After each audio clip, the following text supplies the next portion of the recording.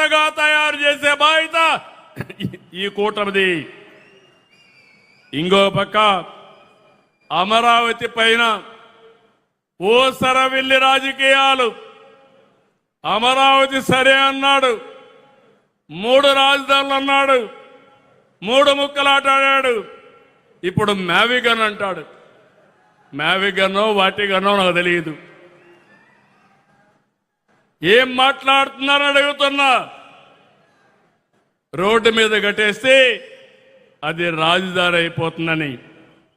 దేవతల రాజధాని అమరావతి, ప్రజా రాజధాని అమరావతి, ప్రపంచంలోనే మేటైన రాజధాని అమరావతి.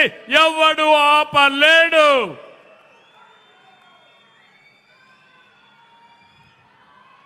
ఇది వీళ్ళ విశ్వసనీయత.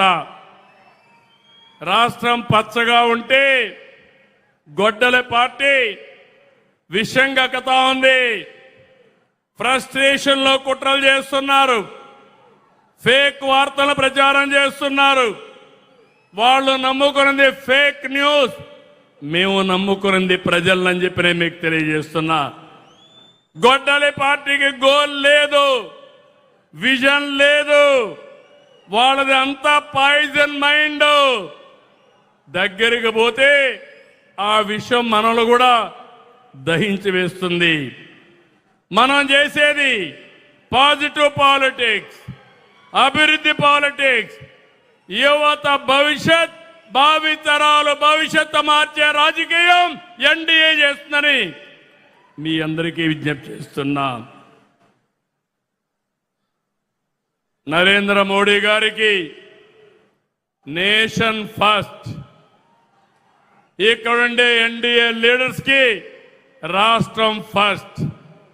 అటు దేశం ఇటు రాష్ట్రం, ఇదే మన అజెండా అని చెప్పి నేను మీకు తెలియజేస్తున్నా.